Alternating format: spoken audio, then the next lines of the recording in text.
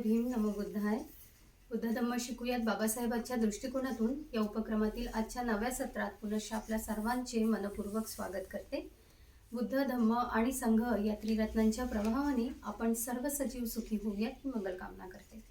मित्रमैत्रिणींनो, आपण बुद्ध आणि त्यांचा धम्म हा ग्रंथ आचार्य BC वानखेडे सरांकडून शिकून घेत आहोत. त्यांच्याकडून आपण खंड क्रमांक 6 मधील भाग क्रमांक 2 समजून घेत आहोत. आजच्या प्रकरणाला समजून घेण्याकरता साहेबांचे स्वागत करूयात आणि आजच्या प्रश्नांची उकल त्यांच्याकडून करून घेऊयात. साहेबांचे स्वागत करूयात. वंदना सर, जय भीम. जय भीम. सर, स्वागत आहे आपल्या नव्या प्रकरणामध्ये. सर, तथागतांचे विरोधक पाहून घेत आहोत आपण. आणि यामध्ये आपण आता सध्या मागील प्रकरणामध्ये जैनांच्या बाबतीत बघून घेतलेलं आहे. कशी तथागतांच्या प्रभावामुळे म्हणजे त्यांचे जे कार्य सुरू होते त्या कार्यामुळे जो प्रभाव लोकांवरती पडत होता आणि यांचा प्रभाव कसा कमी होत होता हे तुम्ही मागील प्रकरणात थोडंफार समजून सांगितलेलं आहे. त्याच्याशी मिळता जुळता पुढील आरोप म्हणजे त्यांनी अनेक आरोप घेतले. यावरून हे असं सिद्ध होतेच बाबासाहेबांनी निवडक असे महत्वाचे आरोप इथे घातलेले आहेत हे नक्की याच्यावरून समजून येतं. एक दुसरं प्रकरण इथे बाबासाहेबांनी लिहिलेलं आहे तथागतांच्या बाबतीत, जिथे जैन आणि त्यांचा अनैतिकतेचा आरोप त्यांच्यावरती केला गेला आहे. तर कसा आहे तो आरोप आणि या प्रकरणात आपल्याला काय समजून येते, कुठल्या प्रकारचा आरोप करण्यात आलेला आहे ते समजून सांगावं विनंती करते. जयमस्त गाथेवडे चिंचाची गाथा आली आहे. हा, तेच चिंचाच्या संबंधाचं हे प्रकरण आहे. जे पहिलं सुंदराचं झालं, आपण मागच्या व्हिडिओमध्ये पाहून घ्यायचं. थोडंसं चिंचाबद्दल थोडीशी हिंट दिली होती मी, की ते पुढच्या प्रकरणात आहेत. आणि अशी ही चिंचा या जैनाने काय केलं, सपाटा सुरू केला. कसा सपाटा सुरू केला की महिलांचे जर आरोप लावले तर चरित्र्यावर काय शिंतोडे उडवल्या जातात. म्हणजे नीतिमत्ता जी आहे ती ढासळल्या जाते. ते त्याची नैतिकता आहे जे ते कमी झाली पाहिजे. याच्यासाठी हे दुसरंही प्रकरण म्हणजे आपल्या इथं चिंचाचं जैनाने केलं होतं. त्या संबंधाने हे काही खोटा आरोप आहे. हा जैन तीर्थक आणि अनितिमत्तेचा खोटा आरोप. सूर्योदयाबरोबर जसे काजवे लुप्त होतात तशी तीर्थकाराची दशा झाली. लोक त्यांना आदर किंवा उपहार देईनात. त्यांचा आदरही करेनात आणि त्यांना कोणी उपहारही देईनात. राज रस्त्यावर उभे राहून ते बोलू लागले. रस्त्यानं जे श्रमण गौतम प्रज्ञावान बुद्ध असतील तर आम्ही आहोत. जर श्रमण गौतमांना दान देऊन पुण्य मिळत असेल तर आम्हालाही दान केल्याने पुण्य प्राप्त होईल. ह्याच तो आम्हाला दान द्या. काय परिस्थिती निर्माण झाली त्याची बघा. रस्त्यावर बोलू लागले लोक. आता लोकांचे घर आहे आणि रस्त्यावर येऊन बोलू लागले. श्रमण गौतम जर समजा त्यांना दान केल्याने पुण्य होत असेल तर आम्हालाही दान केल्याने पुण्य होते, आम्हालाही तुम्ही दान द्या, असे रस्त्यावर येऊन बोलू राहिले. काय कंडिशन झाली त्याची, फारच मजेशीर आहे बाबा. नंतर लोकांनी त्यांच्या ह्या बडबडीकडे दुर्लक्ष केले. तेव्हा श्रमण गौतमाच्या चारित्र्याबद्दल कंडी पसरवून संघाला बदनाम करण्याचा त्यांनी गुप्त कट रचला. आता श्रमण गौतमाले बदनाम करायचंच आहे आपल्याला, कारण आपलं सर्व बैकून राहिलं, आपलं सर्व कोणी ऐकून नाही राहिलं. रस्त्यावर किती काही केलं तरी लोक आपल्याकडे कोणी लक्ष देत नाही.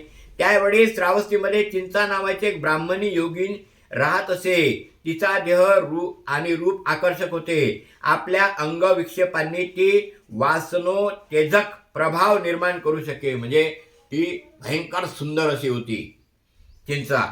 तीर्थकापैकी एका कुटील तीर्थकाने सुचविले की चिंचाच्या साह्याने गौतमाबद्दल आपण कंडी उठवून त्याला बदनाम करणे सुलभ होईल. बाकीच्या तीर्थकांनी ह्या सूचनेस संमती दर्शवली. सगळ्यांनी आता विचार केला, नाही आता काहीतरी गुप्त योजना आपल्याला करा लागल. म्हणून सुंदर चिंचा नावाची बाई तिचा नाद पकडला आणि संघामध्ये कट रचला. कोणत्या संघामध्ये? जैनाच्या संघामध्ये. एके दिवशी चिंचा तीर्थकाच्या उद्यानात आली आणि अभिवादन करून ती त्याच्याजवळ बसली, पण कुणीही तिच्याशी बोलले नाही. ह्यामुळे चकित होऊन ती बोलली, मी काय अपराध केला आहे? 3दा मी आपणास अभिवादन केले पण आपण शब्दही बोलत नाही. तीर्थक बोलले, भगिनी तुला माहीत नाही काय की लोकप्रियतेमुळे श्रमण गौतम आम्हाला बाधक झाला आहे? नाही, मला माहीत नाही, पण ह्याबाबत मी काही करू शकेन काय? म्हणजे हे त्या संघामध्ये गेली आणि संघातल्या लोकांकडे हिनं वंदन केलं आणि बाजूला बसली जैनाच्या संघात. तिथे गेल्यानंतर बाजूला बसली, 3 वेळा वंदन केल्यानंतर त्या संघ कोणी बोललं नाही.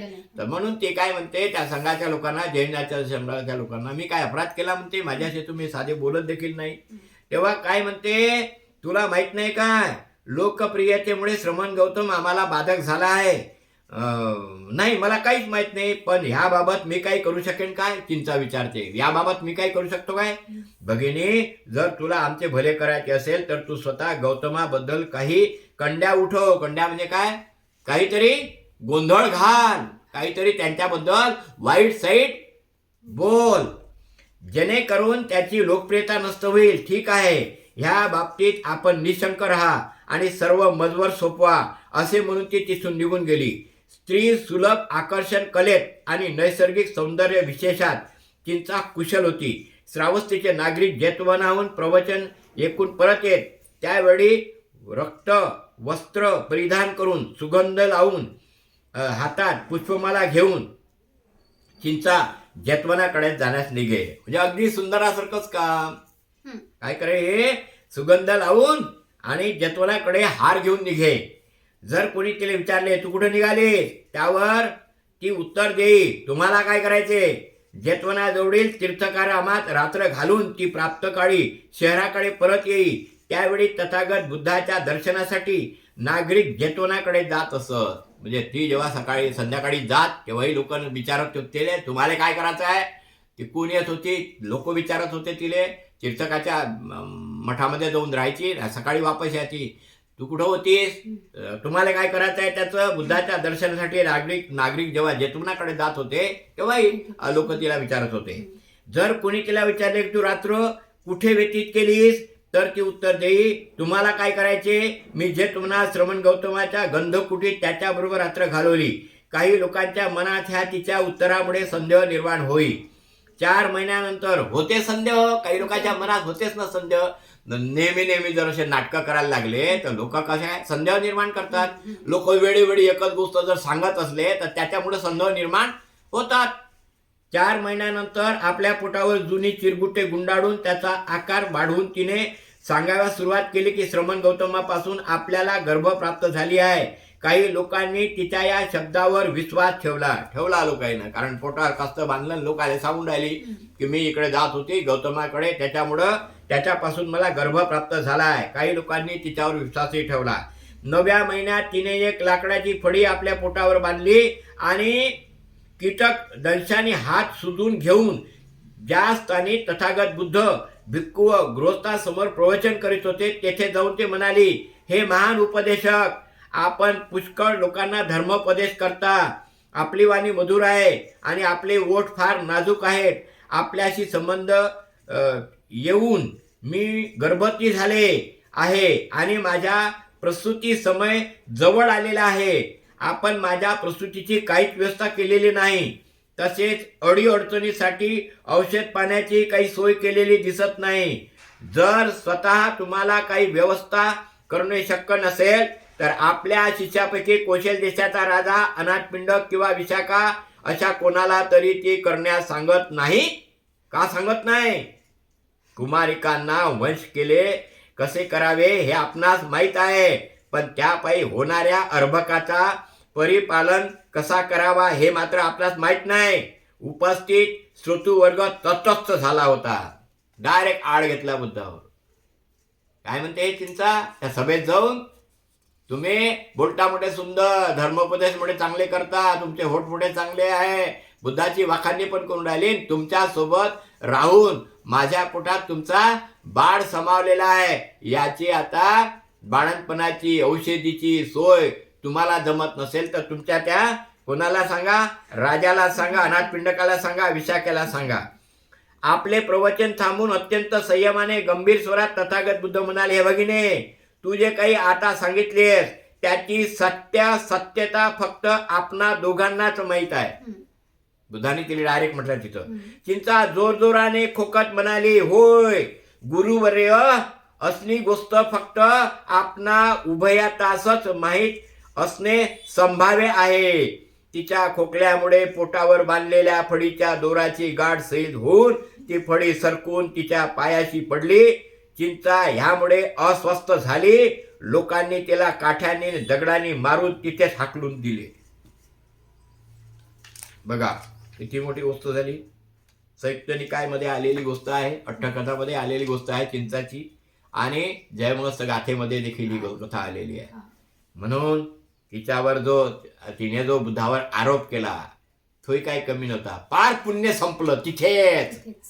तिथे बुद्ध हजर असून अनेक लोकांनी, मी खूप चिंतन केलं त्यावर, बुद्ध तर तिथं हजर होते, महान कारुणिक होते, मग तिथं लोकांना तिला कसं काय मारून दिलं बुद्धाने? कारण तिचं पुण्यकर्मच संपलं. म्हणून बाबा हो, पुण्यकर्म संपूर्ण का देऊ? जे पुण्यकर्म करत आहे त्याच्या अडचणीत अजिबात यायचं नाही. कमीत कमी मौनाचं तरी पालन करा. म्हणून जे बिचारे प्रचारक आहे, जे भिक्षू आहे, जे प्रचारक आहे, सगळे लोक जे काही बुद्ध धर्माचा प्रचार करतात, अशा लोकांच्या अडचणीत वाढ करायची नाही, त्यांना अडचणी आणायची नाही. उलट काय करायचं? मदत करायची, पुण्यकर्म करायचं. नाही होत आपल्याकडून तर मग करायचं. हे मी मागे सांगितलं. आणि म्हणून पुण्यकर्म संपते बरं. जसं ह्या चिंचाचं पार पुण्यकर्म संपलं, म्हणजे बुद्धाच्या वर आड घेतल्यामुळं काय झालं? तिचं पुण्यकर्म संपलं आणि दगडांनी मारून ठेचून तिला तिथेच मारून टाकलं. म्हणून असाच जैनांनी घेतलेला हा दुसरा आरोप.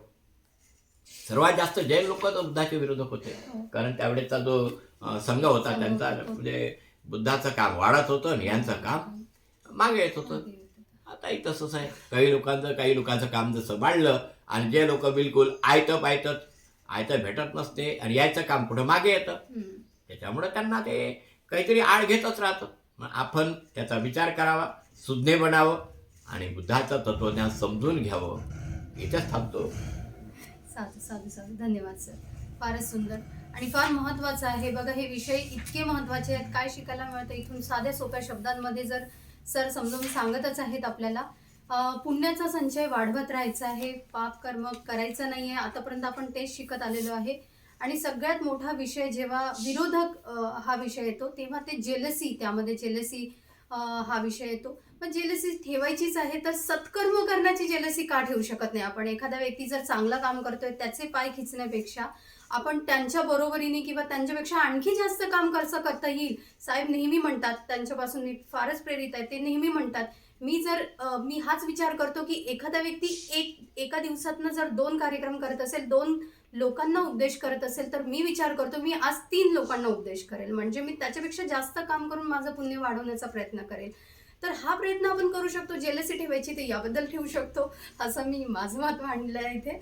पुढील सत्रात पुढील प्रकरणात भेटूयात आपण. सर्वांचे मंगल हो, सर्वांचे कल्याण. जय भीम सर्वांना. जय भीम. जय भीम.